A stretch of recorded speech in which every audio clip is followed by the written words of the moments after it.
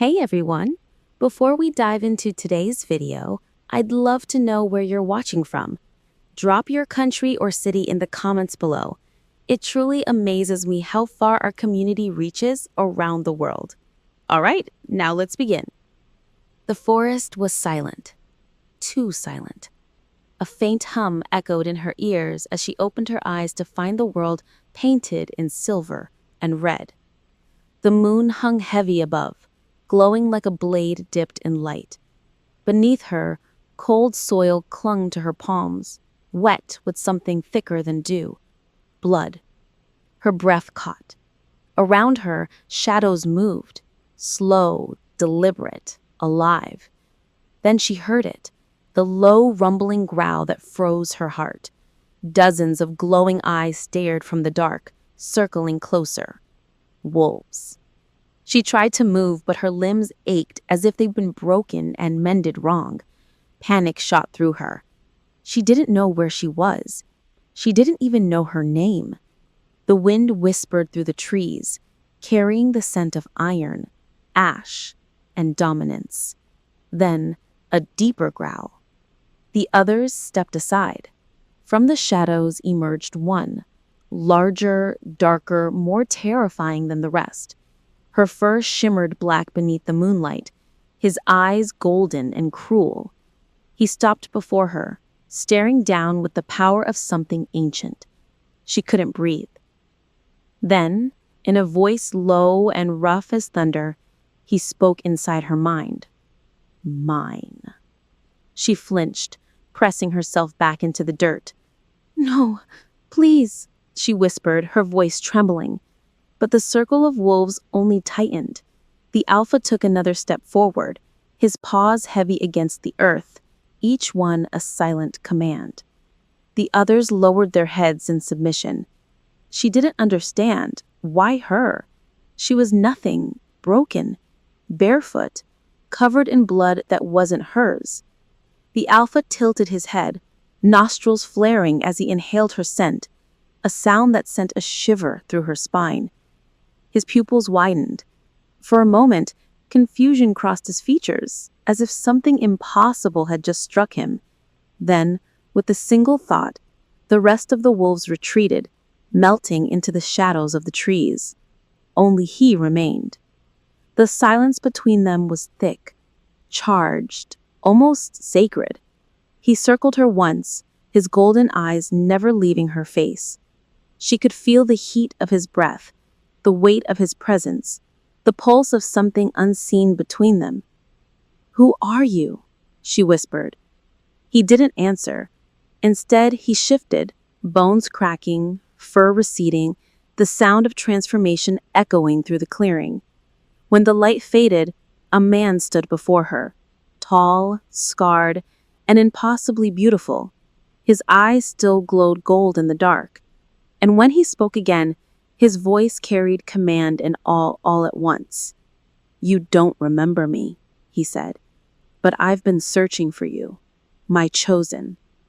She stared at him, her mind spinning. His words didn't make sense. Chosen? Her heart pounded, and she tried to crawl backward, but he caught her wrist, not roughly, just enough to stop her. His hand was warm, strong, steady. You're safe, he said, but his voice betrayed something else. Disbelief. The bond thrummed faintly beneath his touch. He felt it too. What do you mean you've been searching for me? I don't even know who I am. His eyes softened, just a little. You will, he murmured, but for now, you need to trust me. She wanted to scream, to run, to vanish, but his scent hit her like a memory. Wood smoke, wild rain, the kind of smell that felt like home and danger all at once. She shivered. You're one of them, she said. A wolf. His lips curved faintly.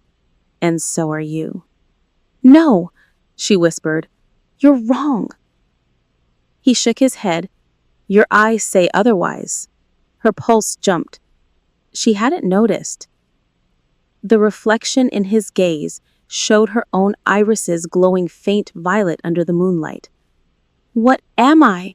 She breathed. The one the moon forgot, and the one I cannot. They walked through the forest until dawn bled across the trees. The pack stayed behind, watching silently, their howls fading into the wind. The alpha moved with effortless strength, and she followed, still wrapped in the cloak that smelled of power and storm. Every step drew her deeper into something she didn't understand, and yet couldn't resist. The woods opened to a valley where mist clung to marble towers in the distance. "Where are we going?" she asked softly. "To the castle," he replied. "To your new home." "Home?" she echoed bitterly. "You think I belong anywhere?" He glanced at her then, the kind of look that saw too much. "You belong everywhere the moon touches," he said simply. "You just don't know it yet." His words echoed long after the wind swallowed them. She looked down at her hands, noticing faint scars she didn't remember earning and an ache deep inside her chest. Not fear, but recognition. She didn't know who she was, but she knew one thing for certain. The Alpha King had claimed her, and the bond between them had only just begun to awaken. The Moonstone Fortress rose like a ghost against the horizon, white towers bleeding into dawn's pale light, surrounded by black forests that whispered with life. By the time they reached the gates, she was trembling, though she wasn't sure if it was from cold or fear. Soldiers stood guard, dressed in armor etched with silver moons. Their gazes dropped the moment they saw the Alpha King approach, his presence commanding silence. "Open the gates," he ordered, and his voice rolled like thunder.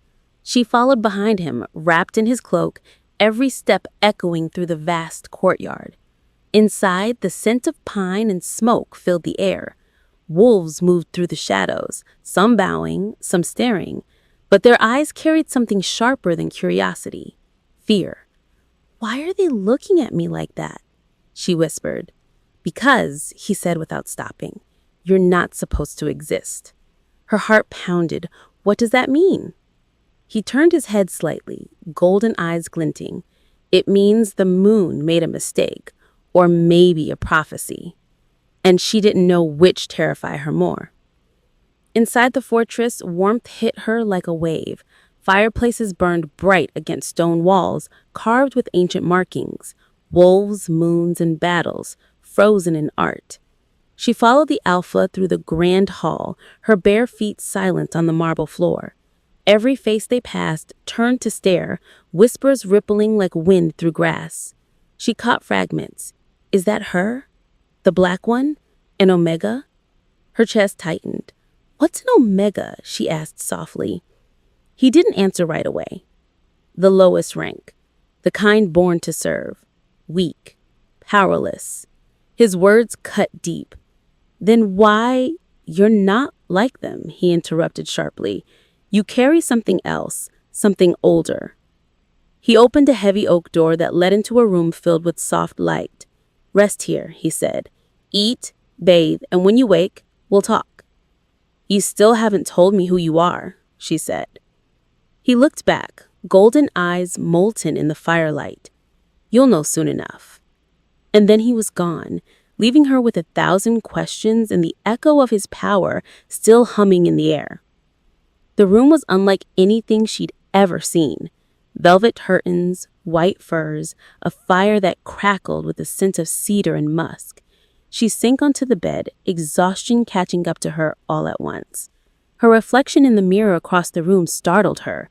Pale skin streaked with dirt and blood, tangled black hair, and eyes that shimmered faint violet. "Who are you?" she whispered to herself. The moment the words left her lips, something deep within her stirred, a faint pulse beneath her ribs, like a heartbeat that wasn't her own. Then, faintly, a whisper in her mind: "Remember." She jolted upright, scanning the room. No one was there. Who said that? The fire flickered, throwing strange shadows across the walls. Her body trembled. "I'm losing my mind," she muttered, pressing her hands to her face. But when she looked again, her eyes glowed brighter, like the moon had decided to live inside her. She stumbled back, gripping the dresser for balance, the voice returning, stronger this time. They took your name, but not your power. The door creaked open and she gasped. A woman stepped in, tall, elegant, draped in silver silk. Her eyes were icy blue and unkind. "So it's true," she said, her voice like glass. "He brought home an omega." The stranger's words stung sharper than claws. "Who are you?" she asked quietly. The woman smirked. "Someone who belongs here, unlike you." She circled the room, inspecting her like a flaw in fine jewelry. "The king has strange taste," she added, leaning close enough for her perfume to burn. "But don't get comfortable. He always gets bored."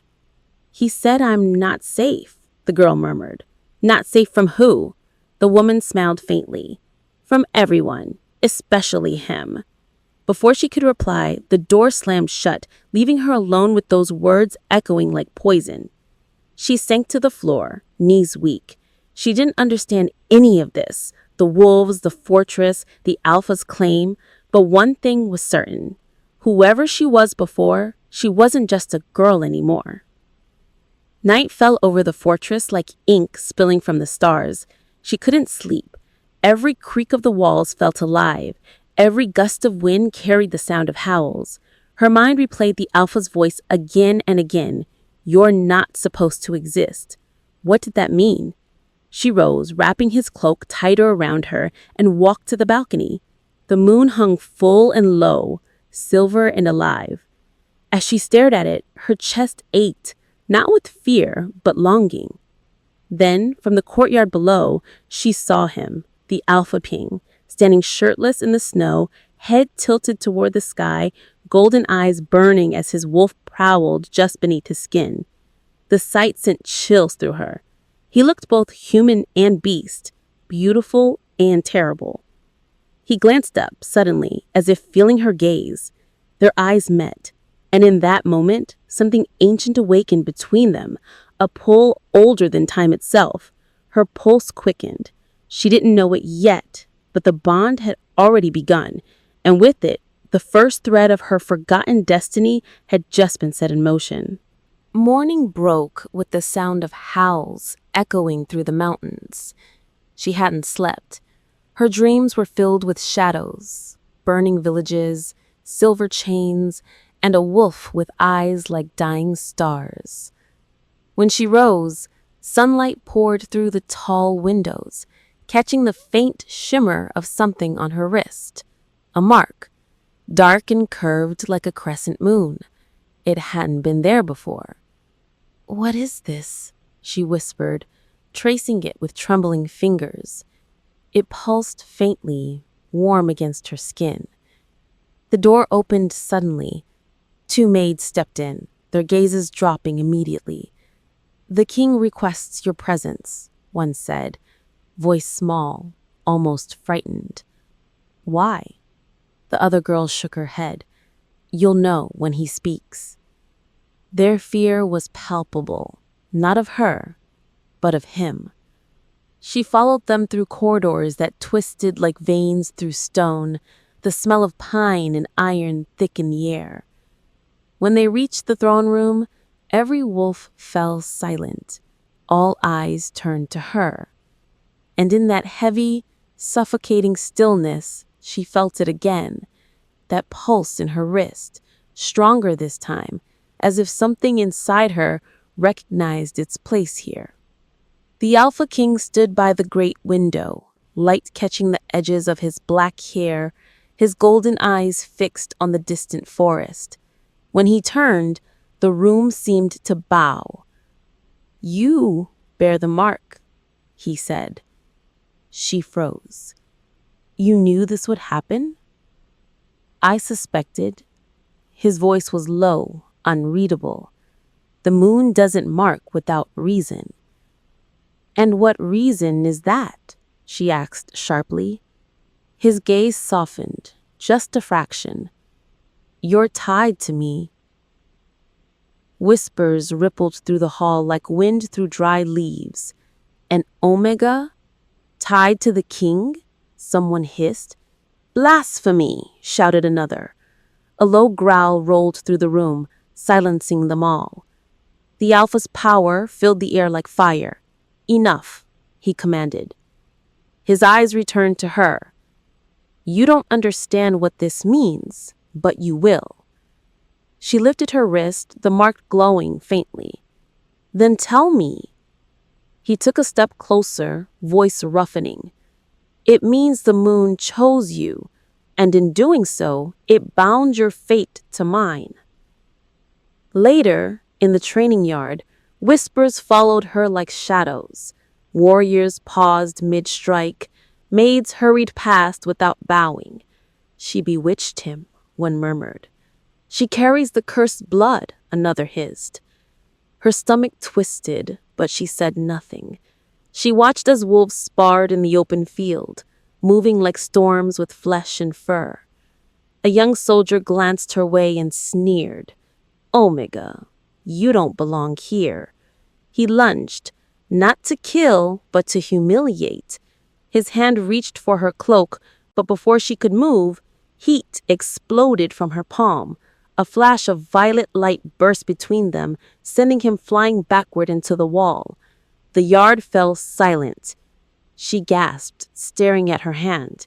The mark on her wrist glowed like molten silver. What did you do? Someone whispered. She's not an Omega. She's something else. Before she could answer, the Alpha King appeared, his presence cracking through the tension like lightning. His golden eyes burned with both fury and awe. Everyone out, he ordered.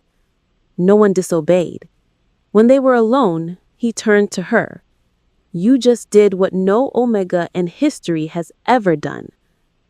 What did I do? She breathed. You defended yourself with moon fire.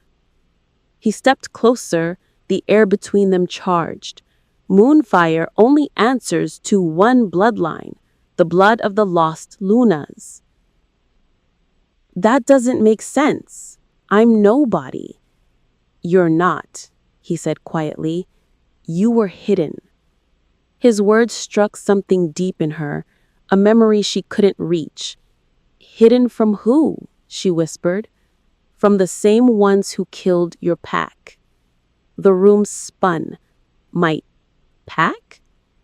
You don't remember, but you will. He reached out, gently touching her wrist where the mark burned faintly. The contact sent a rush through her, warmth, pain, belonging. Her knees weakened. You're not cursed. You're a key. To what? His jaw tightened. To the end of everything, or the beginning of something the world hasn't seen in centuries. His voice dropped lower, almost tender. But know this, from the moment that mark appeared, you stopped being invisible. Now every pack on this continent will come for you. She backed away, her pulse roaring in her ears. You're saying they'll hunt me? No, he said, his eyes gleaming gold in the dim light. They'll hunt us. Us, she repeated. You're their king. And you're the one the moon bound to me. They'll see that as weakness, and weakness invites war. She shook her head. I didn't ask for this. Neither did I, he said softly, but fate doesn't wait for permission. Silence hung heavy between them. Her gaze fell to the floor.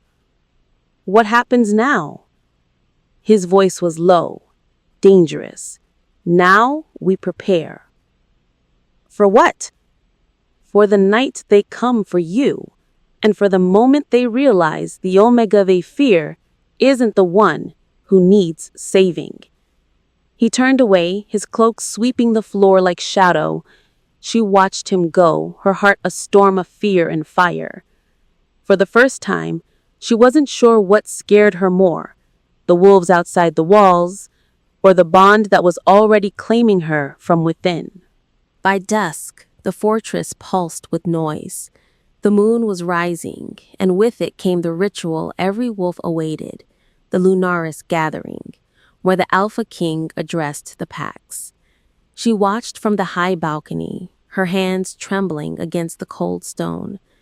Below, thousands of wolves gathered in human form, their murmurs like an ocean's tide. The air thrummed with energy, anticipation, awe, danger. She shouldn't have been there. She wasn't royalty. She wasn't even pack.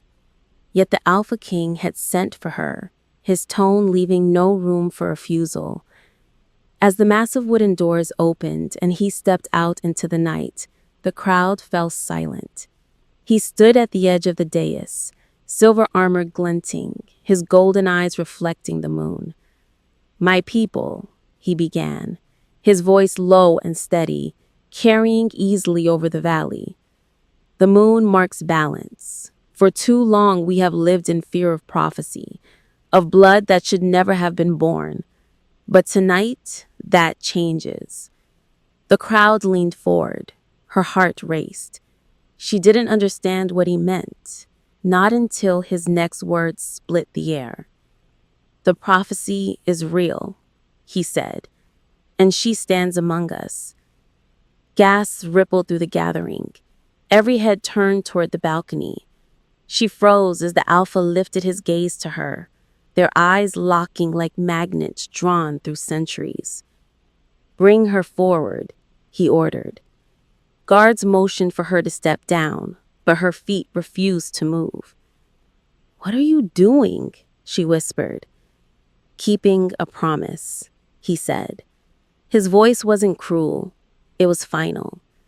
Reluctantly, she walked down the marble steps, her bare feet echoing in the silence. The crowd parted as she approached, whispers trailing like fire. "That's her? The cursed Omega? She can't be real." The king extended his hand toward her, and though her instinct screamed run, something deeper, older, pushed her forward. She placed her hand in his. In a moment their skin touched. The mark on her wrist blazed like molten gold. The crowd gasped. The king turned to face his people, lifting her hand high for all to see. "By blood and by moon, she is mine, the chosen mate of the Alpha King." His words thundered through the night. Shock, rage, awe. All at once, the world shifted. For a heartbeat, there was silence. Then the crowd erupted, some in cheers, others in fury. "Impossible," shouted a noble from the right. "An Omega cannot be Luna." Another voice joined, venomous and shrill. "She's a curse to our kind." The king's golden eyes flared, silencing them with a growl that vibrated through the air. "Watch your words," he warned. But the damage was done. Hatred had been born. From the corner, the silver-haired woman from before, the one with the cruel eyes, stepped forward. "My king," she said sweetly, though her tone dripped venom. "Surely this is a misunderstanding. You cannot bind yourself to a woman you barely know. The council will never accept it." His jaw tightened. "The council serves the crown," he said coldly, "and I serve the moon." Her smile faltered. "Then the moon must be Nad." He stepped down from the dais, his presence consuming the air. "Careful, Lysandra, or you'll make me show them how mad it can be." She bowed slightly, her eyes narrowing toward the girl. The promise in that look was clear. This was war. He turned to her, his voice soft enough that only she could hear. "You're shaking," he said.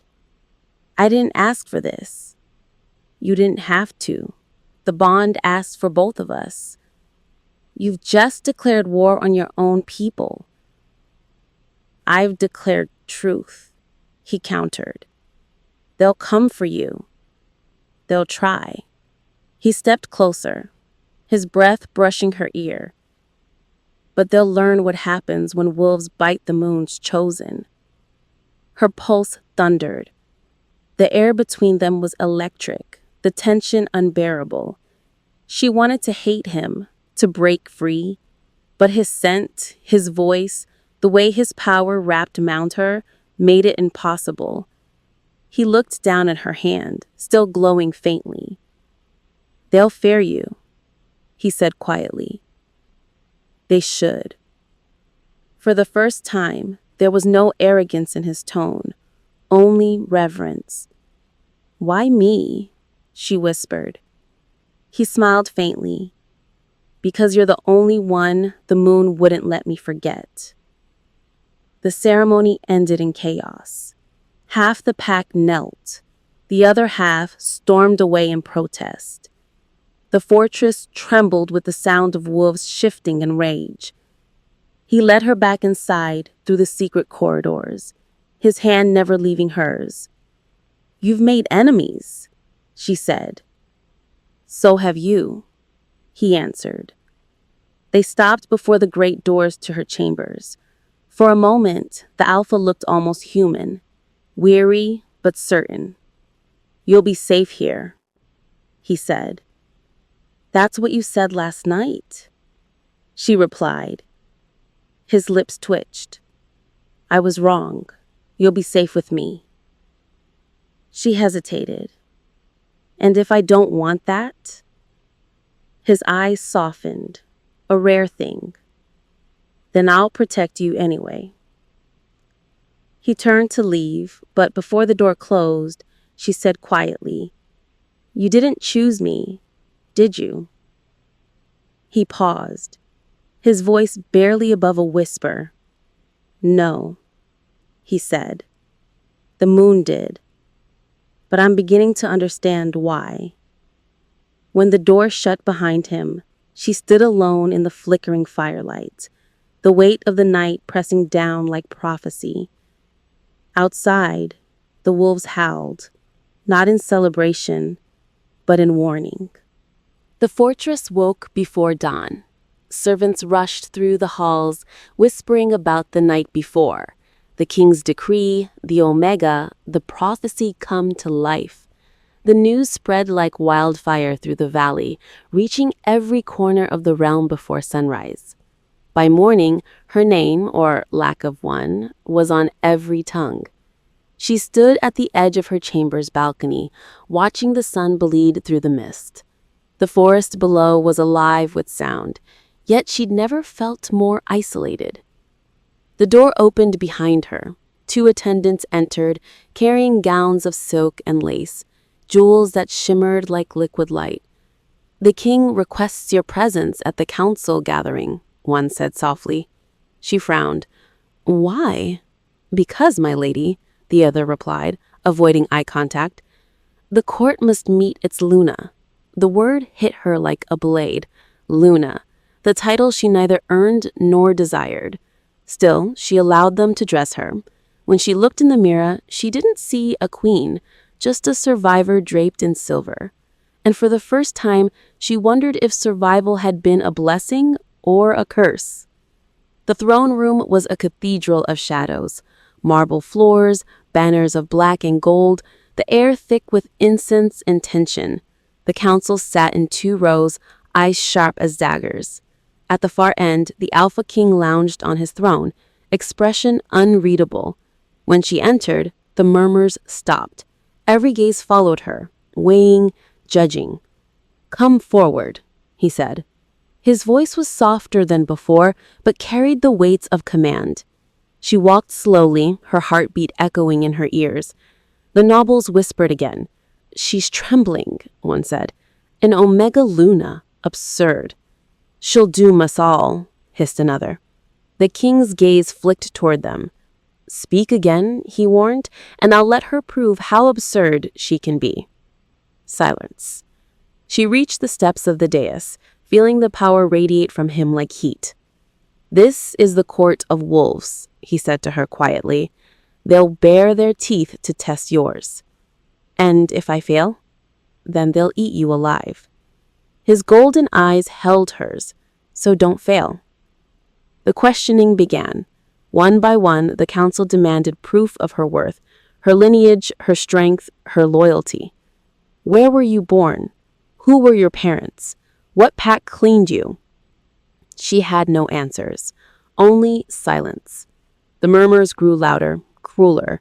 She doesn't even know her own blood. A stray cannot lead wolves. The king arose suddenly, his power rippling through the air. Enough! The sound of his voice silenced the room. You question her blood? Then question mine. The moon chose her. Do you dare challenge that? No one spoke. His gaze swept the room like a blade.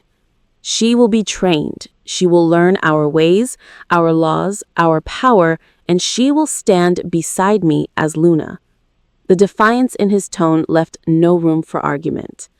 But as he sat back down, she caught the flicker of doubt in his eyes. Not in her, but in what fate had forced upon them both. She bowed her head, torn between gratitude and fear. She had been claimed by power, and power, she realized, never came without a price. After the council dispersed, she lingered near the dais, her pulse still trembling. You defended me, she said quietly. The Alpha turned toward her. I defended the moon's choice, he corrected. You don't even believe in this bond, do you? She whispered. His jaw tightened. Belief doesn't matter. Destiny doesn't ask what we want. Then what do you want? He looked at her then, really looked, and for a heartbeat, the king was gone, replaced by the man beneath the crown. I want peace, he said softly, but peace never comes easy. Before she could reply, the sound of heels clicked against the marble. Lysandra, the woman with the cold blue eyes, appeared, her lips curved in a smile that didn't reach her gaze. Majesty, she purred. The court may bow, but the people whisper. They think she's dangerous. The Alpha's voice dropped. They're right. Lysandra tilted her head, her stare cutting through the girl like ice. Careful, little Omega. In this court, wolves eat what they envy. That night, sleep wouldn't come. She wandered the halls alone, her reflection flickering in the torches that lined the walls. Everywhere she went, whispers followed. The black one, the cursed one, the king's mistake. She stopped at a window overlooking the valley. The moon was rising again, fat and silver, the same color as the mark on her wrist. She pressed her hand to the glass, the chill grounding her. Why me? She whispered to the night. A voice answered from the shadows. Because the moon doesn't make mistakes. She turned sharply. The Alpha stood there, half hidden in darkness. You should be resting. So should you. He stepped into the light, his gaze soft but unyielding. They will never accept you easily, but they will. And if they don't, then I'll remind them what happens when they defy their king. His voice was calm, but his eyes glowed like embers. You don't owe them fear. You owe them proof. Proof of what? She whispered. That the moon chose right. And as the first howl echoed through the mountains, she knew the real battle had only just begun. It began with the dreams. Every night she saw him, the Alpha King, standing in moonlight, his eyes glowing gold, his voice whispering her name like a prayer and a warning. When she woke, the sound of his heartbeat still echoed in her chest, matching her own.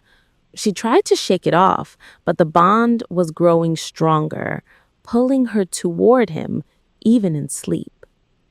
By morning, she could feel him before he entered a room. His scent, pine, storm, and heat drifted through the halls seconds before his footsteps did. It terrified her. One evening, during her training, she lost control again. The instructor shouted commands, testing her ability to shift.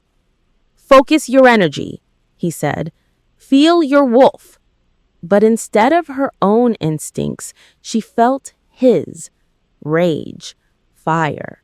A heartbeat away, the Alpha had entered the courtyard, watching from a distance. Her body reacted before her mind could, claws bursting through her skin, eyes blazing violet. The instructor stumbled back. "By the moon," he whispered. "She's linked to him." She gasped, trembling, as her vision blurred between hers and his. Through the bond, she saw herself through his eyes, and the sight broke something open inside her. She ran from the courtyard, breath ragged, hands shaking. When she reached her chamber, she slammed the door shut and collapsed against it. Her reflection in the mirror looked foreign, eyes still glowing faintly, a mark pulsing like it was alive.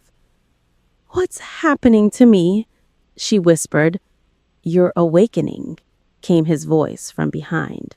She spun, startled.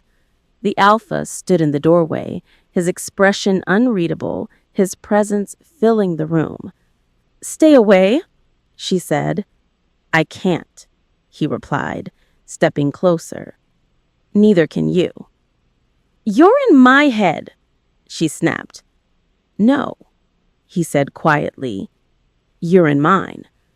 He moved until they were only a breath apart. "The bond doesn't ask permission," he said. "It just is." She looked up at him, defiant. "Break it." His eyes darkened. "You think I haven't tried?" He raised his hand, and for a brief moment she saw it, a scar burning across his palm, faintly glowing with the same light as her mark. "Every time I tried," he said, voice rough, "it burned, because the moon doesn't undo what it has already claimed." Silence thickened between them. The air crackled with something raw, magnetic, dangerous. "You think this is fate? It's a curse." "Maybe," he said, stepping closer, "but it's ours." His words sent a shiver through her, one she hated herself for feeling. "I don't want this. I don't want you." He exhaled, eyes glinting with something like pain. "Good," he said softly. "Then maybe you'll survive it." He turned to leave, but she reached out instinctively, grabbing his wrist. The bond flared instantly, a surge of heat and power rushing through both of them. His eyes widened as her touch burned through his skin, golden light swirling between them. She gasped, "What is that?" "The bond answering," he said through clenched teeth. "It reacts to truth." "What truth?" He looked at her, really looked, and for once the king seemed human. "That no matter how hard we fight it, we were made for each other." Her heart thudded painfully. She let go, but the echo of his heartbeat stayed. That night, she sat by the window, unable to sleep. The fortress was quiet, the world outside blanketed in silver light. Every time she closed her eyes, she saw flashes, his memories bleeding into hers. A battlefield, his father's death, his coronation beneath a blood moon. Each vision carried the same emotion, guilt. She woke gasping, tears streaking down her face. The door burst open. It was him. "You felt it, didn't you?" He nodded once.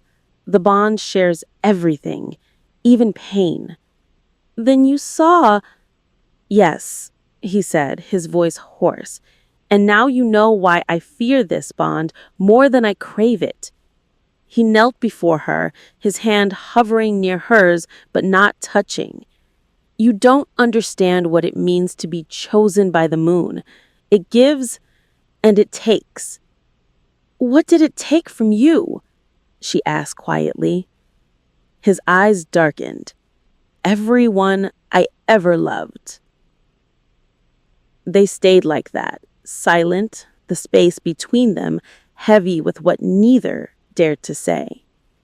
Finally, she whispered, "If the moon chose me, then it made a mistake." "No," he said, standing slowly. "It never makes mistakes, only warnings." "And what are we warning?" His gaze turned toward the window, to the full moon staring back at them. "The world," he said, "that balance is breaking." "You speak in riddles. Then learn to listen." His tone was soft, his eyes burned. "The mark on your wrist isn't just mine. It's the key to something older than the throne itself." He stepped back into the shadows, his voice low, almost reverent.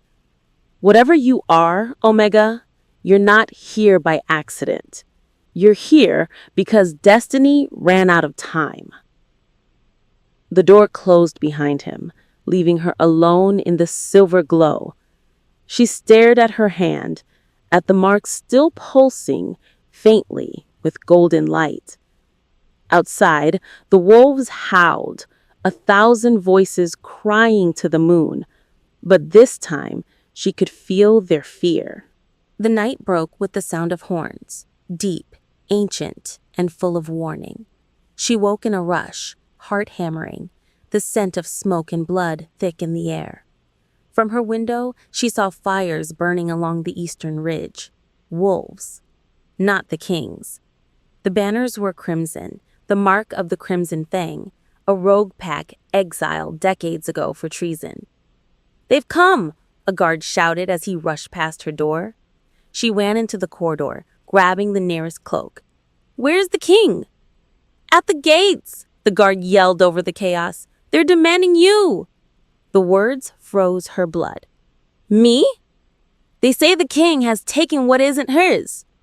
She didn't wait to hear more. The fortress trembled as howls echoed through the night. From the balcony above the courtyard, she saw it. The Alpha King in his full power, shifting midair into a massive black wolf, fur streaked with gold. The sight stole her breath. Around him, hundreds of his warriors clashed against the red-marked rogues. And then, through the haze of war, she saw him. The enemy Alpha. His eyes locked on hers. "Found you," his voice whispered through the bond. But it wasn't the king's voice. It was another's. She stumbled backward, gripping the stone rail. A strange energy pulsed through her chest, not from her bond with the king, but something older, colder. "Luna," the stranger's voice echoed inside her mind, honeyed and cruel. "The moon made a mistake choosing you. That mark was meant for me." Her vision blurred, flashes of silver chains, a burning forest, and a face she couldn't remember. Suddenly, the door to the balcony burst open. The Alpha King appeared, half-shifted, eyes glowing molten gold. "Get inside," he barked. "He's after you." "Who is he?" she demanded. "A ghost that should have stayed buried." He grabbed her wrist, the same mark blazing now between them, and the moment his skin touched hers, the bond roared to life. Power exploded outward, sending a shockwave through the fortress. The battle below stopped for a breath. The rogues howled in pain, clutching their heads. Even the enemy Alpha staggered, his crimson aura flickering. The king turned to her, shock in his eyes. "What did you do?" She stared at her glowing hand. "I don't know." But deep down, something in her did. Something that was awakening, wild, and ancient. Something that had waited centuries to be remembered. The enemy Alpha snarled, his voice echoing across the battlefield. "She's mine!" he roared. The Alpha King leapt from the balcony, landing in the courtyard below with a sound like thunder. His wolf was massive, 10 feet tall at the shoulder, eyes blazing fury. "Come claim her then," his voice rumbled, half human, half beast. The two alphas collided, the impact shaking the earth. Claws tore, teeth snapped, blood flew like sparks in moonlight. She watched from above, her heart tearing with every strike. The bond between them pulsed violently. Every wound he took, she felt.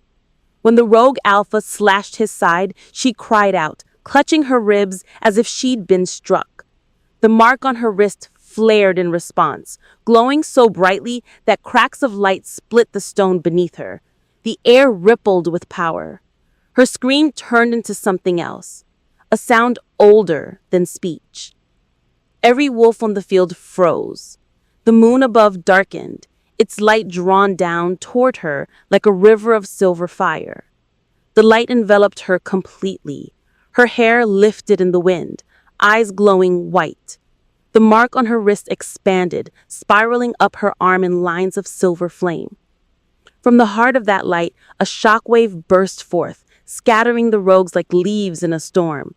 When the light faded, silence fell. Wolves from both sides stared in awe. The Alpha King, panting and bloodied, shifted back to human form, his body trembling. You summoned the moonfire again," he whispered. "But this time it wasn't to defend. It was to destroy." She stared down at her hands, still faintly smoking. "I didn't mean to." "You never do," he said softly, but there was no anger in his voice, only fear. Not of her, but for her. He stepped forward, gently taking her by the wrist. "Every time you use that power, the moon takes something in return." "What did it take this time?" she asked. His gaze dropped to the field, to the lifeless body of one of his soldiers. "An innocent," he whispered. "The moon doesn't choose without consequence." The fires died slowly. The rogues retreated into the woods, dragging their fallen with them. The fortress was left scarred, its air thick with smoke and grief. As healers rushed to the wounded, the Alpha King led her back inside. She couldn't look at him. "I didn't want this," she whispered. "I know." "Then why does it keep happening?" "Because the moon remembers, even when we don't." He stopped at the grand stairs, turning to face her. "That power isn't a gift, Omega. It's a curse, one tied to your bloodline." "You keep saying that," she said, trembling. "Then tell me who I am." His jaw tightened. "You're not ready to know." She stepped closer, fire flashing in her eyes. "You don't get to decide what I'm ready for." For a moment, silence stretched between them, thick, dangerous. Finally, he said, "Fine. When the blood moon rises again, I'll tell you everything." She frowned. "When is that?" He looked past her toward the dark horizon where the clouds began to bleed faintly red. "Soon. Too soon." The sky bled red before dawn. Clouds moved like smoke across the moon, staining the fortress in shades of scarlet and ash. The air felt heavy, charged, as if the world itself were holding its breath. She stood in the temple courtyard, wrapped in a cloak that wasn't hers, watching the Alpha King pace before the ancient stone altar. He hadn't spoken since the night of the attack. His silence was worse than anger. It carried weight, secrets. "You said when the blood moon rises, you'll tell me the truth," she said softly. He stopped, his back still turned. "You're certain you want to hear it?" "You think I haven't earned it?" she asked. He turned slowly, his golden eyes tired but resolute. "You've earned more than you know," he said, "but truth isn't always mercy." He gestured toward the altar. "Sit." The chill of the stone bit into her skin as she obeyed. He stood opposite her, the crimson light painting his face in shadow. "Everything begins with betrayal," he said quietly. "A Luna who defied her king, a child who was never meant to live, and a curse that bound them both to the moon." She frowned. "You're talking about me, aren't you?" His jaw flexed. "I'm talking about your mother." The words hit her like a blow. "My mother?" Her name was Seraphine. She was the first and last Luna of the Shadow Pack. Your pack. The name stirred something deep inside her, a whisper in her bones. But the Shadow Pack was destroyed, I heard the stories. Stories told by those who wanted you to forget, he replied. The truth is darker. The High Council ordered the purge because they feared your mother's power, moonfire that could bend even alphas to her will. Her heart raced. So they killed her. They tried. But before they could, she hid her child among humans, wiping your memory to keep you safe. She stared at him in disbelief. And you knew this? Not always, he said. But the night I first saw you, the moon told me who you were. She shook her head. No, that's not possible. It is, he said, because I was there the night your mother died. The air stilled. Her voice trembled. You were there? I led the army that destroyed the Shadow Pack, he said. Each word a knife. I was young, arrogant, bound by duty to the throne. I thought I was protecting our kind. Her breath caught in her throat. You killed them. I didn't know who she was, he said sharply, guilt flickering across his face. The council told me she was a threat to the balance. They lied. So you murdered my family on a lie? She whispered. He looked away. I didn't know she was carrying a child until it was too late. She rose from the altar, voice breaking. And now you claim the moon bound us? How convenient for you. You think I wanted this? He said, his voice rising. You think I asked for the moon to chain me to the daughter of the woman I... He stopped, his breath catching. The silence was deafening. She stared at him, eyes wide with horror. Say it. The woman you killed. His shoulders slumped, and for the first time, the Alpha King looked small. Yes, he said. The woman I killed. Her knees gave way and she sank to the ground, the weight of it crushing her chest. All this time, she whispered, you knew what I was. Not until the mark appeared. When I saw it, I knew the moon was forcing me to face what I destroyed. She laughed bitterly. And you think destiny will forgive you? No, he said softly. I don't want forgiveness. He stepped closer, his shadow falling over her. I want redemption. She looked up at him, tears burning her eyes. You can't redeem blood. Then let me try.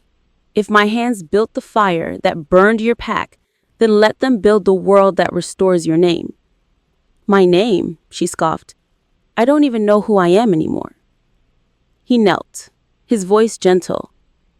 You are Seraphine's legacy, the last shadow wolf, the moon's final weapon. A weapon? She echoed. For what? His eyes darkened. For what's coming. He rose, turning toward the horizon where thunder rumbled low in the distance. The council won't rest now that they know you're alive. They'll send others, stronger, crueler. The blood moon has always marked war. Then what happens to us? She asked, her voice trembling.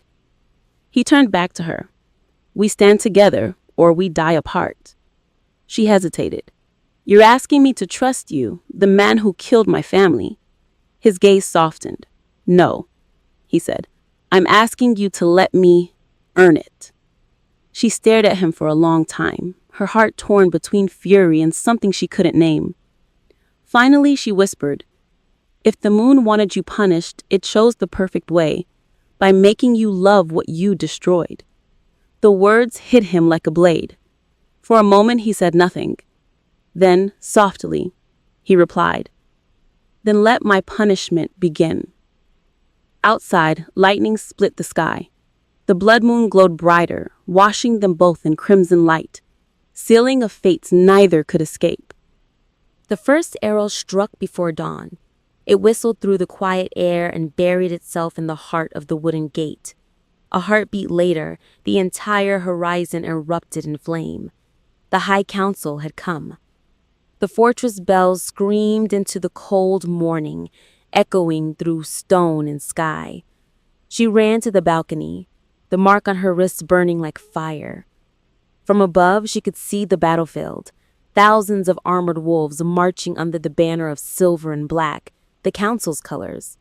Magic crackled in the air, making the wind taste of iron and lightning. "They're already inside the outer walls," shouted one of the guards. She turned. The Alpha King was already there, his armor half-fastened, eyes blazing gold. "You told me they'd wait," she said. "I told you they'd plan," he answered. Waiting was never their way. "Then what do we do?" she asked. "We fight," he said, grabbing his sword. He turned to her, voice low and fierce. "Stay in the tower. Do not come down." She shook her head. "You can't fight them all." His eyes softened for the briefest moment. "I don't have to.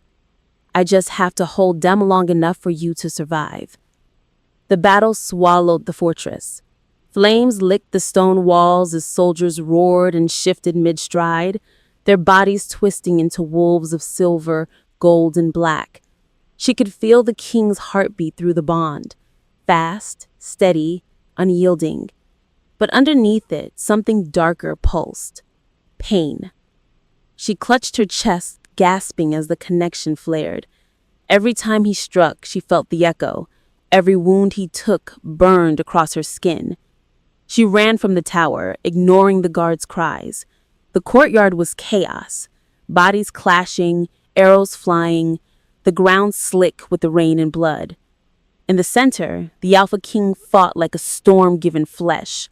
But for every foe he felled, another rose. From the far ridge, she saw them, the council's enforcers, robed figures channeling silver magic, their eyes glowing cold blue. One of them raised a hand, and lightning burst toward the king. "No!" she screamed, running forward. Her instincts took over. The mark on her wrist blazed, and a barrier of white flame erupted between him and the strike. The lightning hit, but instead of shattering the shield, it was absorbed, pulled into her. The ground split beneath her feet. Power screamed through her veins, ancient and wild.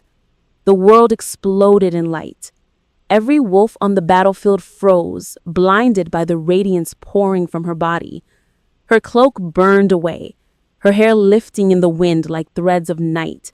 She could feel them, every soul in the fortress, every heartbeat, every breath. And in that vast chorus, one stood out. His. The Alpha's. Faint, faltering. She turned toward him. He was on his knees, blood seeping from a wound in his side, silver-tipped blade still buried in his ribs. "No," she whispered. "Not you." She ran, her feet barely touching the ground, power spilling from her like liquid moonlight. She dropped to her knees beside him, pressing her hand to his wound. "Don't," he rasped. "It's silver. I don't care," she said, tears blurring her vision. The bond flared again, stronger than before. Her mark glowed bright gold, his dimly matching it. The light bridged between them, threads of energy weaving flesh and spirit together. The wound hissed, the silver burning away. Pain tore through her chest, but she didn't stop. "You'll die if I don't." He reached up, brushing her cheek weakly. "Then we died together." "Not today," she whispered. "Not like this." When the light faded, his wound was gone, but so was her strength. She collapsed against him, shaking, her skin ice cold. "What did you do?" he whispered. "I took it," she murmured. "The poison, it's in me now." His eyes widened in horror. "You'll burn from the inside." "Maybe," she said weakly, "but at least you'll live." The sound of battle grew distant, muffled, fading. The king looked up to see his generals rallying, their wolves driving back the council's forces, but his focus never left her. "Stay with me," he said. She smiled faintly, her voice barely a breath. "You shouldn't have told me the truth." "Why?" Because now I can't hate you anymore. His chest tightened. Don't say that. I need your hate. Too late, she whispered. The bond won't let me. Her eyes fluttered closed. Panic tore through him. No, look at me. He gathered her in his arms, pressing his forehead against hers. Don't you dare leave me, Omega. The moon didn't bring you this far to take you now. Then the world fell silent. The fires dimmed. The blood moon broke through the clouds, painting the fortress in crimson light. Every surviving wolf turned toward it, instinctively bowing their heads. The king held her still body close, his heart pounding against her unmoving chest. Please, he whispered, take me instead. But the moon didn't answer. Instead, her mark flared once more, a soft flickering pulse like a heartbeat. Then another. And another. Slowly her eyes opened. The silver had vanished from her veins, replaced with light. You can't get rid of me that easily, she murmured, voice weak but alive. Relief broke across his face, raw and unguarded. He laughed, a sound that cracked with both joy and grief. Never do that again, he said. No promises, she whispered back. Outside, the last of the council's forces fled into the forest. The fortress still stood, scarred but unbroken. The king looked up at the blood moon, its light washing over them both. It's not over, he said quietly. No, she agreed. It's only beginning. And beneath the blood-red sky, as wolves howled victory into the dawn, destiny exhaled, shifting, alive, and waiting for the next strike. The fortress lay silent beneath the dawn. Smoke curled lazily from broken towers, and the scent of rain mixed with blood in the air. The battle was over, but the cost was written in ash and exhaustion. Inside the war chamber, healers tended to the wounded, their hands glowing faintly with lunar light. The Alpha King stood at the far end, shirt torn, body streaked with crimson and soot. But his gaze never left her. She lay on the healer's table, pale as moonstone, her breathing shallow but steady. The poison is gone from him, said one healer softly, but it lingers in her. The king's jaw tightened. Then take it out. The healer hesitated. It's not that simple, my lord. The silver fused with her essence. Removing it would destroy her spirit and the bond. Then find another way, he growled. If she dies, half this kingdom dies with her. The healer bowed, trembling, and withdrew. The king knelt beside her, brushing a strand of hair from her face. You defied me again, he murmured. You should have stayed away. Her lips twitched faintly, as though trying to smile. You'd be dead if I did. He closed his eyes, pain tightening his chest. Then maybe I should have been. Hours passed. The fortress healed, but the king did not. He stood alone on the balcony overlooking the valley, shirt discarded, bandages winding across his ribs. The moonlight caught the faint shimmer of gold that lingered in his scars, traces of her magic. You thinking too loud, came her weak voice behind him. He turned sharply. She was standing, leaning on the doorway, wrapped in a cloak far too big for her. You shouldn't be up, he said. You shouldn't be brooding, she countered softly. He exhaled, half a laugh, half relief. You scared half my army to death. You scared me first, she said quietly, walking toward him. The mark on her wrist still pulsed faintly, the color darker now, almost red. He noticed. It's spreading, he said. She glanced down. The poison? He nodded grimly. It's dormant for now. But if the moon rises full again, it'll wake. And then? She asked. It'll eat through your bond and you. Her hand trembled, but she forced a smile. So what you're saying is, I'm a ticking time bomb. He didn't smile back. You're more than that, he said. You're the key to every prophecy I've ever feared. He walked closer, lowering his voice. The council wanted you dead not just because of what you are, but because of what you can awaken. Awaken? She repeated. The shadow blood, he said. Your mother's legacy. It wasn't just moonfire. It was resurrection. Her eyes widened. You mean bringing the dead back? Not life, he said softly. Memory. Power. She could summon the echoes of fallen wolves and bend them to her will. It nearly tore the world apart. And you think I have that? I know you do, he said. You've already shown it. When you healed me. The bond didn't just save my life. It borrowed from something else. What do you mean? She asked. His gaze darkened. When you brought me back, one of my soldiers died in your place. The words hit her like a knife. No, she whispered. That can't be. It is, he said. The moonfire gives life, but it demands balance. Every spark you release takes another's. She staggered backward, horror washing over her. Then I killed him. You didn't choose it. But if you don't learn control, next time it won't stop at one. Silence stretched between them, heavy and aching. So I'm cursed, she whispered. No, he said, stepping forward. You're chosen. Chosen to destroy?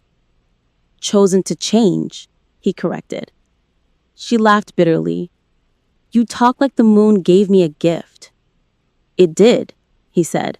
You just haven't learned to live with it yet. She turned away, gripping the railing. And what if I don't want to? Then it'll consume you and everything around you. His voice was calm, but she could hear the fear beneath it. You think I can control something that killed my mother? I think you're stronger than she ever was, because she fought alone. You don't have to. She looked at him, eyes wet. You killed her. How can I trust you to save me? His voice dropped to a whisper. Because if I fail this time, I don't live either. She stared at him, unsure if the tremor in his voice was sorrow or love. Maybe both. Later that night, sleep eluded them both. She sat by the fire, staring into the flames, the mark on her wrist glowing faintly, like a heartbeat. Outside, the wind howled through the cracks of the fortress. He entered quietly, a silver flask in hand. The healers brewed something. It might slow the spread. And if it doesn't, then we try something stronger. She hesitated before taking it. Their fingers brushed and the bond pulsed faintly. No pain this time, only warmth. Why do you keep fighting for me? Because you're mine, he said softly. Not because the moon says so, because I do. Her throat tightened. And if I die, then I follow, he said simply. The conviction in his voice made her chest ache. You are a fool, she whispered. So are you, he said, sitting beside her. They sat in silence for a long while, watching the fire burn lower. Finally, she said quietly, if I can't stop what's inside me, promise me you'll end it before it spreads. His hand found hers, firm and certain. No, he said. I'll find a way to save you, even if it kills me. The journey began under a hollow moon. The forest beyond the fortress was dense and ancient, its trees older than memory, their roots coiled like veins through stone. They traveled in silence, their breath misting in the cold air. Every sound, snapping branches, distant howls, felt alive, listening. How far? She asked quietly. The Alpha King glanced ahead, his golden eyes glinting beneath the hood of his cloak. Far enough that most who try never return. And you think I'll find answers there? you'll find truth, he said. Whether it's mercy or madness depends on you. By dawn, they reached a clearing carved into the mountain's side, a vast archway of black stone marked with symbols that shimmered faintly under the rising sun. The whispering tombs. Legend said every Luna who'd ever died had her name carved here, her spirit trapped between moonlight and shadow. The air was cold enough to burn. "This is where she's buried," he said quietly. "Your mother." Her knees weakened. The sound of the wind almost formed words, soft, broken whispers that called her name. "She's here," she murmured. "I can feel her." They entered the tomb. The air inside was thick with silence, heavy and sacred. Moonlight streamed through cracks in the stone ceiling, forming faint beams across the floor. Ancient carvings lined the walls. Wolves, moons, and flames intertwined in endless motion. "What is this place?" she asked, running her fingers along the wall. "It's where the first Lunas were bound," he said. "The council feared their power would rise again after death, so they sealed their spirits here." "That's cruel," she whispered. "That's politics," he replied darkly. As they descended deeper, the whispers grew louder, soft voices speaking in a language she didn't know but somehow understood. They weren't words, they were memories. Images filled her mind, a silver-haired woman standing before the council, defiant and unbroken. Seraphine, her mother. The vision shifted, fire, screams, betrayal, and then she saw him, the Alpha King, younger, sword in hand, his eyes hollow with duty.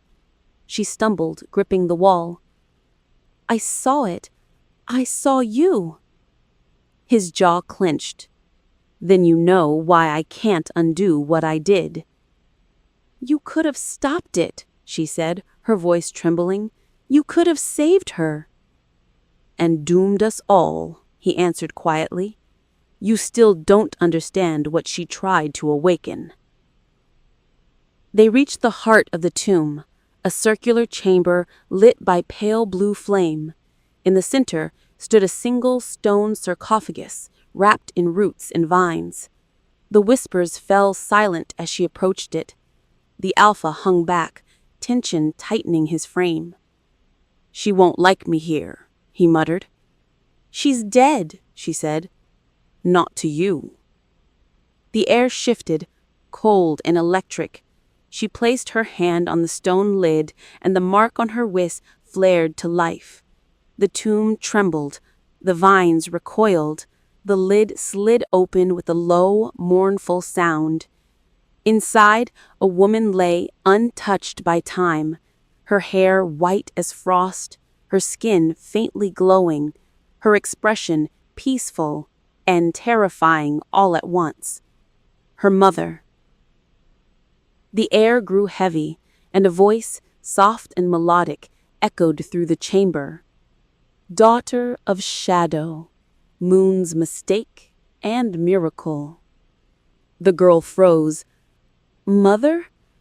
The light flickered, forming a ghostly silhouette above the body. "You carry my curse," the spirit said, her voice a whisper that echoed like a storm. "And his guilt." She turned her eyes toward the Alpha King, piercing him like blades. "You still wear the blood I spilled." He fell to one knee, the weight of centuries crashing down on him. "Seraphine," he said hoarsely, "I came to make it right." "You can't," the spirit replied. "You chose the crown over the bond. You killed me to keep your throne. I was bound by duty. You were bound by fear," she corrected. "Fear of what you couldn't control." She turned her gaze back to her daughter. "And now, you, my child, stand where I fell. The power in your blood, it's not destruction. It's restoration, but if you use it for vengeance, it will consume you." The girl's voice broke. "Then how do I stop it?" "You can't," she whispered. "You can only balance it. Life for life, blood for blood, heart for heart." The spirit's form began to fade, her light flickering. The moon gives only one chance to break the chain. When it rises full again, you must choose. "Choose what?" she cried. "Between the one you love and the world he rules." The chamber went dark. Only the sound of her mother's fading voice lingered. One heart must end for the other to endure. When the silence returned, she collapsed against the sarcophagus, streaks streaking her cheeks. The Alpha rose slowly, his face pale, haunted. "She's gone," he said. "No," she whispered. "She's waiting." "For what?" "For me to choose." She stood, her mark still glowing faintly in the darkness. "She said I'll have to give something up when the moon rises. A life for a life." "She's lying," he said. "It's the same curse she carried." "Or maybe it's the only way to break it," she countered. He reached for her hand, but she pulled away. "If I die, you're free. If you die, the kingdom falls." "And if neither of us does?" he asked. She met his gaze, voice trembling. "Then the curse lives on, and everything burns." He stared at her, silent. Then he said softly, "Then I'll burn with you." She shook her head. "No, you'll fight for me, not beside me." Her words echoed through the tomb, hard and certain. And though she didn't see it, his hands trembled as he whispered to the shadows, "I already am." By the time they left the tomb, the sky had begun to bleed again, the faint shimmer of crimson light creeping across the clouds. The blood moon was rising early. The forest whispered as they passed, trees bending slightly as though bowing to her, to the power thrumming under her skin. She wrapped her cloak tighter, but the cold wasn't what made her shiver. It was the mark. It pulsed stronger with every step, the faint silver now streaked with red. "It's reacting to the moon," she said quietly. "No," the Alpha replied, walking beside her. "It's reacting to you." "What does that mean?" "You're changing," he said. His tone caught between fear and awe. "Your power's waking faster than it should." "Can't you stop it?" she whispered. "I can't stop the moon," he said softly. "And neither can you." They broke through the tree line, the fortress visible in the distance, its spires glinting faintly beneath the reddening sky. "When that moon reaches its peak," he said, "everything your mother sealed inside you will surface." "And if I can't control it?" she asked. He glanced at her, eyes burning gold. "Then I'll do what I must." "Kill me?" she said bitterly. "Save you," he corrected, "even if it kills me." Back within the fortress, the air felt different, heavier, as though the walls themselves sensed what was coming. The soldiers avoided her gaze now, whispering as she passed. The cursed Luna. The one who burned the sky. The rumors spread faster than the fire she'd unleashed weeks ago. She didn't blame them. Even she was afraid of herself. In her chamber, she stared at her reflection. Her eyes had changed. Flecks of silver glowed faintly within the black, her skin almost luminous. The Alpha entered quietly, his presence filling the room like gravity. "You're losing control," he said. "I can feel it through the bond." She looked at him through the mirror. "You feel everything else too?" "Always," he said simply. She turned. "Then you know I dream of her, my mother. Every night she calls me something. The Queen of Ashes. His expression darkened. "That's not a title," he said. "It's a warning." "A warning about what?" "About what you'll become if the curse takes hold. A Luna who burns kingdoms to heal her pain." Her breath trembled. "And if that's my destiny?" "Then I'll burn with you," he said quietly. "But I won't let you burn alone." Later that night, thunder rolled in from the east. She stood at the balcony watching storm clouds twist around the moon. Lightning scarved through the sky, illuminating her face in fleeting flashes. "You're restless," he said behind her. "So are you." He stepped closer, his warmth brushing against her back. "Every time the moon rises, I feel it pulling us closer, like we're being rewritten." "Maybe we are," he murmured. "Then what happens when it finishes?" "Then we become what the moon made us." She turned to face him. "And what's that?" His gaze dropped to her lips, then back to her eyes.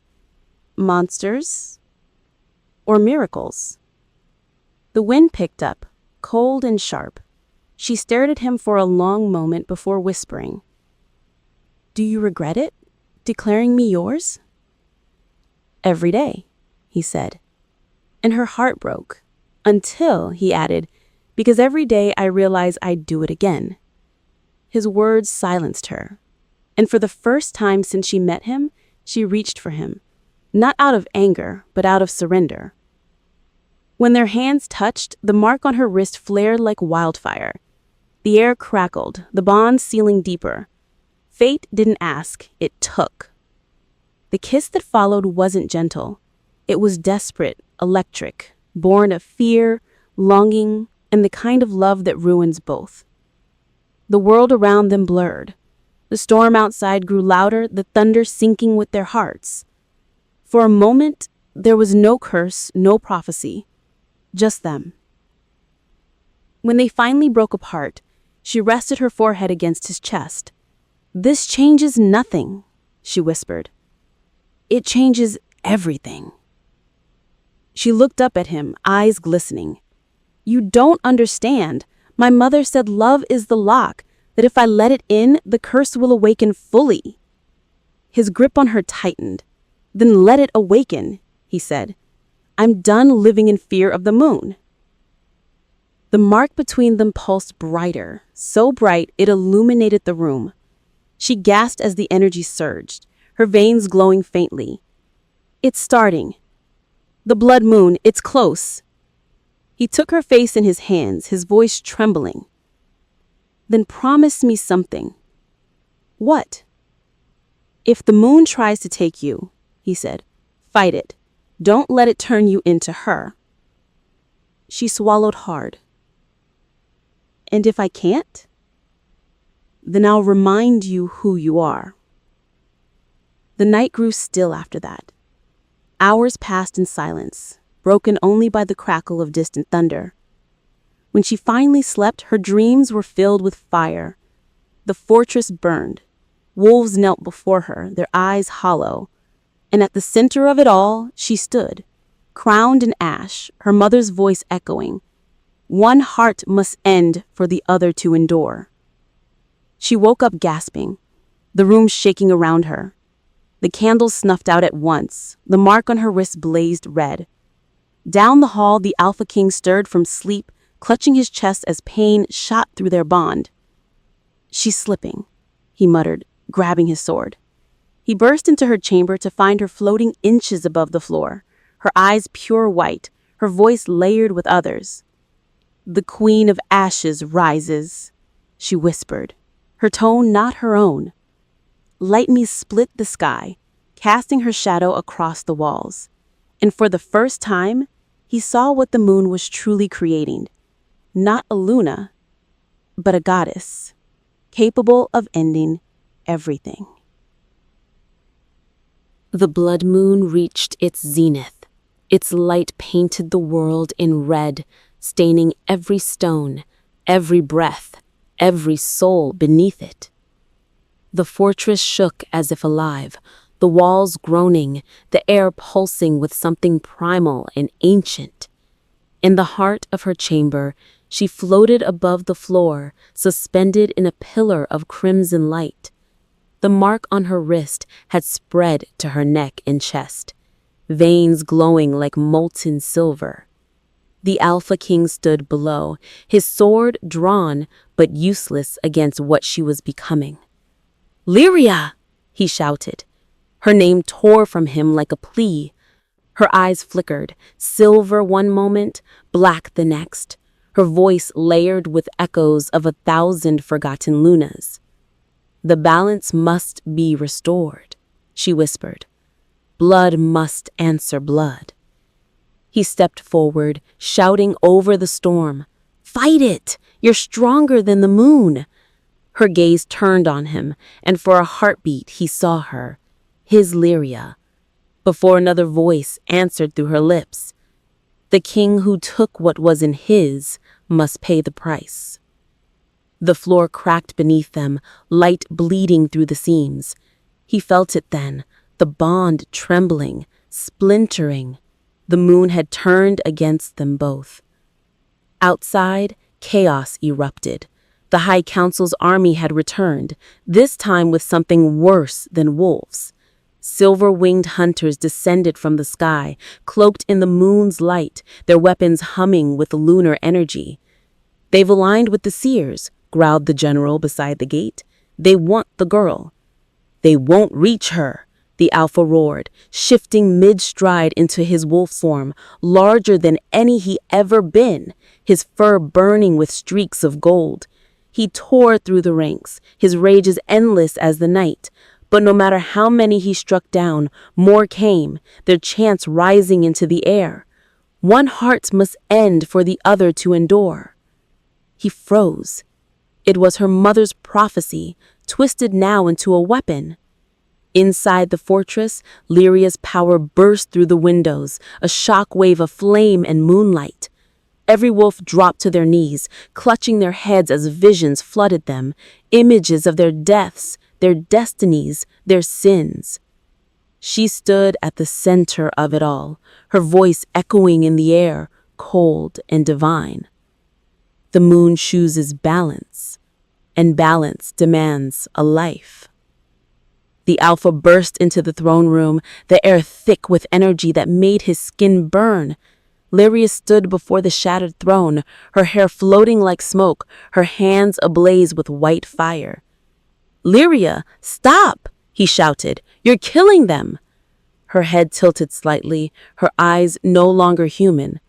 "I'm saving them," she said softly, "from the lies you built." "This isn't you!" "Isn't it?" she asked. "Or is this what I've always been?" He stepped closer, forcing his voice to steady. "You're the woman who saved me on that battlefield, the one who gave everything for a kingdom that never gave back." Her expression faltered, the glow dimming for a heartbeat. "I remember that girl, but she's gone." He reached for her hand. "Then let me bring her back." The moment their skin touched, the bond screamed, pure agony flooding both of them. The moon's mark on her wrist flared violently, and he saw it. Not her power, but the curse. A seal written in light, designed not to protect her, but to sacrifice her. He stumbled back, realization tearing through him. The moon didn't bind us to save the world. It bound us so one of us would die for it.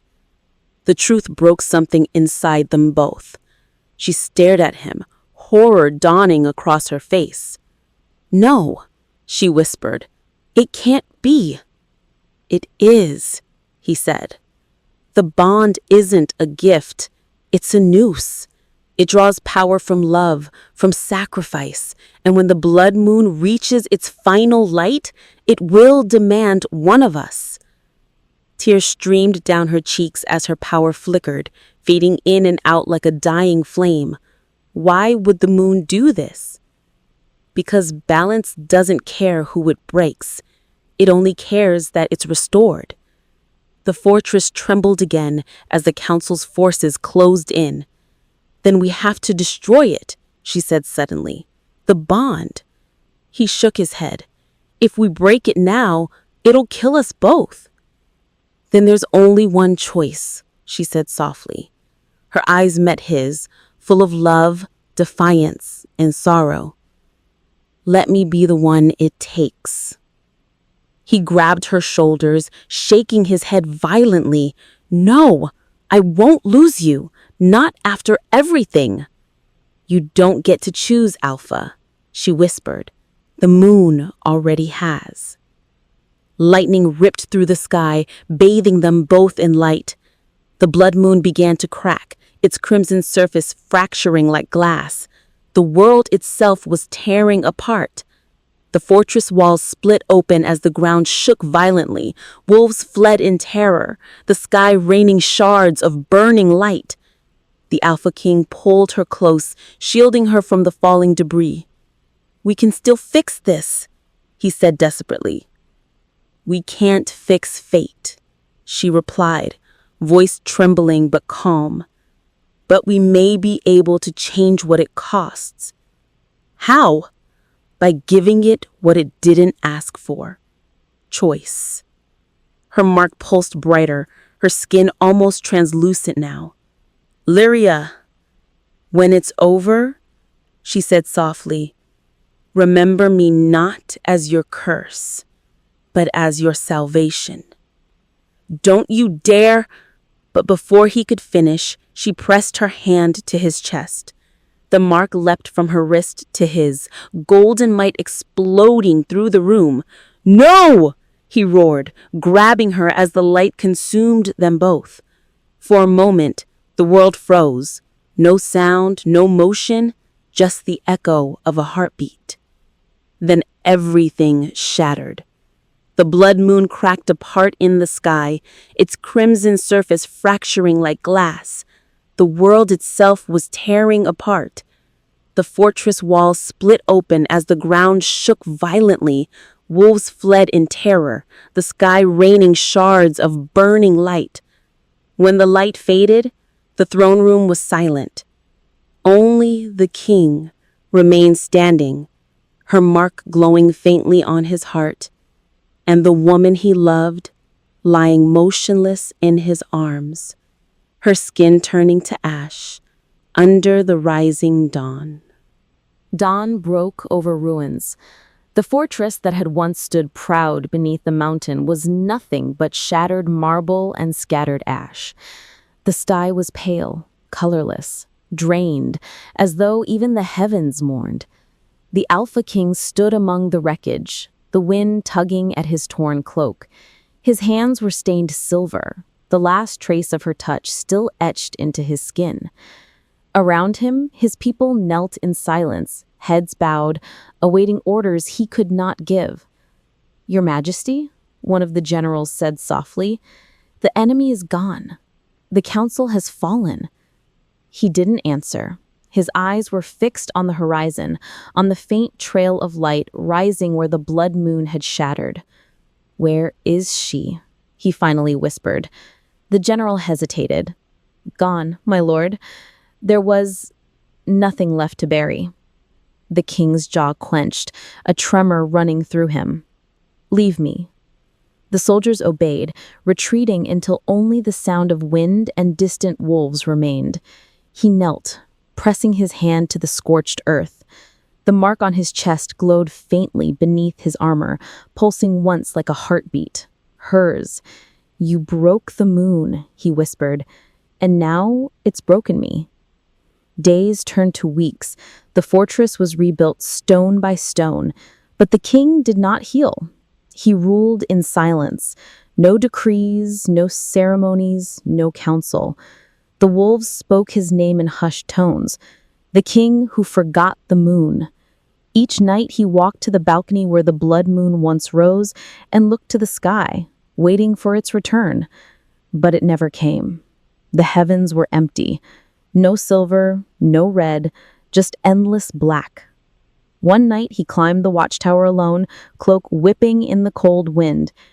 "You gave your life for peace," he said softly, his voice barely audible over the storm. "But peace feels like a grave without you in it."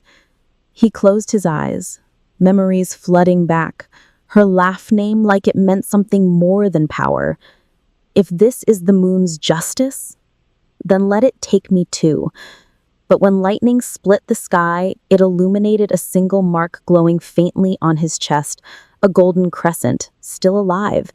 He touched it, breath catching. "Why won't you let me go?" he asked the night. The wind didn't answer, but the mark pulsed again, soft and familiar, as if the moon itself refused to let him forget. On the 30th night, the mark burned hotter. He woke with a start, heart pounding, the bond roaring in his veins once more. It shouldn't have been possible. She was gone, yet he could feel her heartbeat again, faint but real, echoing through him like a distant drum. He stumbled from his bed, following the pull through darkened halls, through the courtyard, into the forest beyond the walls. The world was quiet, the trees heavy with fog. Then he saw it, a flicker of light between the shadows. He followed it deeper until he reached the old spring at the edge of the valley, the same place she had once stood on the night she first defied him. The water shimmered faintly under the starlight. He fell to his knees, hands trembling. "Lyria," he whispered, "if this is your ghost, haunt me. If this is your curse, finish it." The light in the water grew stronger, swirling like liquid moonfire. A voice, soft, broken, drifted from the glow. "You still call my name?" His breath caught. "Lyria." The light pulsed, forming her shape, faint, ethereal, but hers. "You shouldn't be here," she said. "Neither should you." Breathed. "But I can't leave what I destroyed." Her reflection hovered above the water, her eyes soft with sorrow. "You didn't destroy me," she said. "The moon did what it always does. It takes what it needs to keep the balance." "Then take me," he said. "Trade me for you." She shook her head slowly. "That's not how it works." "It should," he said. "If one heart must end for the other to endure, then take mine." She smiled sadly. "And leave your people leaderless? No, you'll endure because I did." His eyes burned with tears. "You call this endurance?" "It's living," she whispered. "Even broken, it's still life." The light began to fade, her image flickering. "No," he said, reaching toward her. "Don't go." "I never left," she said. "The bond didn't end when I died. It changed. You carry my heart now, as I carried yours." "Then why can't I feel you?" "Because grief is louder than love." Her words hung in the air like smoke. "When you remember me with peace, not pain, you'll hear me again." Her hand lifted, ghostly and warm, brushing his cheek. "Until then, lead them. Live for what we both lost." Then the light vanished, leaving only the moonless sky, and him kneeling before the reflection of a love that refused to die. By dawn, the king returned to the fortress, his heart heavy but no longer hollow. He walked through the halls where the whispers used to chase him, now silent, reverent. At the throne room, he paused before the broken seat of power. "No more crowns," he said quietly. He placed his sword across the throne instead and turned away. Outside, the first hint of silver broke through the sky, not red, not cursed, but pure. A new moon rising. The wolves gathered instinctively, lifting their heads to the light. For the first time in months, he didn't feel the ache in his chest, only warmth. He looked to the horizon where the sun and moon shared the same sky. "You were right," he murmured. "Grief is louder than love." He pressed a hand over the mark on his chest, feeling it beat once, faint and familiar. As the wolves howled in unison, he whispered into the dawn, "Rest now, my moon. I'll lead them as you would have wanted. not with fire, but with forgiveness. And when the wind brushed past him, carrying the scent of her, rain, ash, and light, he smiled for the first time in what felt like forever. Years passed. The kingdom healed slowly, the scars of war fading beneath new life. The once broken fortress now gleamed with silver banners and laughter from the training grounds. Children ran through the courtyards where once there had been rubble. And at the heart of it all, the Alpha King ruled, no longer as a conqueror, but as a guardian. His once golden hair had turned silver at the edges, his eyes softer, wiser. But every full moon, he still walked to the balcony and looked to the sky, waiting for a sign that never came. The wolves called him the Silent King, for he spoke little of the past. Yet when he smiled at the rising moon, even the stars seemed to bow. Tonight, however, something was different. The air was thick with warmth, the kind that comes before revelation. The mark on his chest, long dormant, pulsed once, faint but real. He froze. It hadn't burned in years. "No," he whispered, touching his chest. "It can't be." But it was. The moon above shimmered, pale silver, deepening to soft blue, the color of her eyes. Far beyond the castle walls, deep in the forest where light met shadow, a small child chased fireflies through the mist. Her laughter rang like bells, soft and hauntingly familiar. "Mama!" she called, running back toward the figure in the clearing. The woman knelt to gather her, her long dark hair gleaming with strands of silver. Her face was peaceful, but her eyes, those eyes, burned with the same quiet fire the king had once fallen for. She looked up at the glowing moon, her heart aching with a memory she didn't understand. "Why does it feel like it's calling my name?" she whispered. The child tilted her head.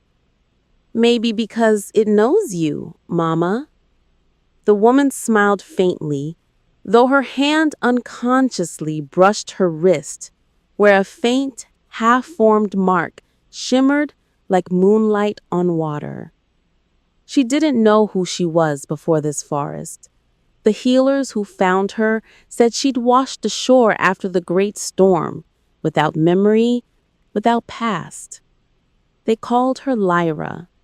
She had accepted the name easily, though sometimes in her dreams, another name whispered from the dark, Lyria.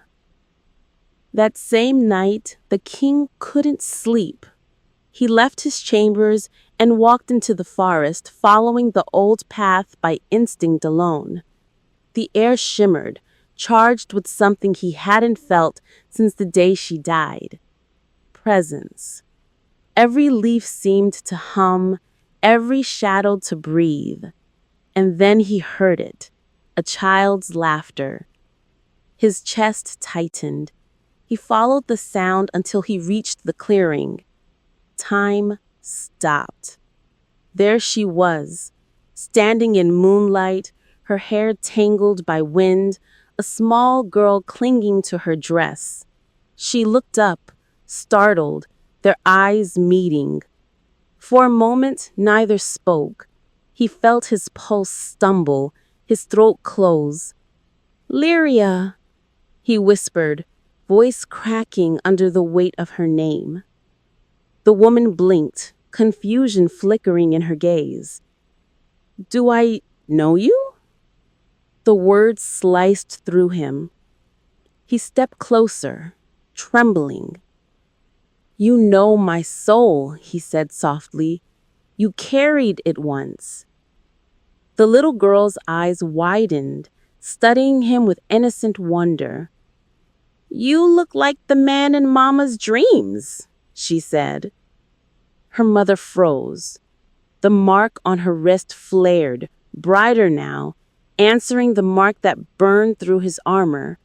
The air between them shimmered, thick with memory. Images surged, fragments of another life. A battlefield, a throne room, a kiss beneath a broken moon.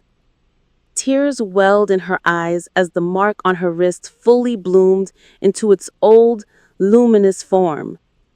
"I remember," she whispered. He fell to his knees before her, tears streaking his face, disbelief and awe colliding in his chest. "The moon gave you back," he choked out. "No," she said softly, touching his cheek. "The moon gave me another chance." The little girl looked between them, her eyes wide with confusion. "Mama?" Lyria smiled through her tears and turned to her. "You once asked why the moon called my name. It's because I belong to it, and to him." The king reached out, taking her trembling hand. "You don't belong to the moon," he said firmly. "You belong here, with us." She smiled faintly. "Then promise me this. This time, you won't let destiny decide for us." He nodded, voice breaking. "Never again." The wind shifted, carrying the scent of rain, her scent. The moon above shone brighter than it ever had, glowing white with renewal. The wolves howled across the kingdom, sensing their Luna's return. The little girl clutched her mother's hand and looked up at the man who wept like a child before them. "Papa?" she asked softly. His breath caught. Lyria smiled. "Yes," she whispered, "your father." The word broke him completely. He gathered them both into his arms, holding them as if afraid the night would steal them away.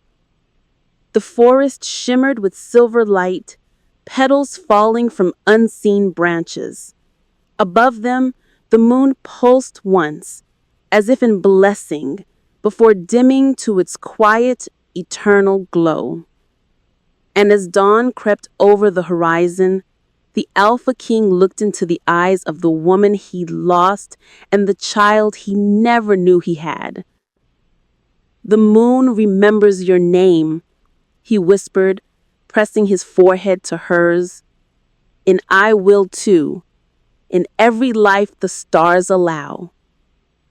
The world was silent, the curse undone, and for the first time in centuries, the wolves of Eleron howled not for war, but for love reborn. Thank you for staying till the end. Please do well to like and subscribe to the channel, and also don't forget to drop your thoughts in the comment. It means a lot to me.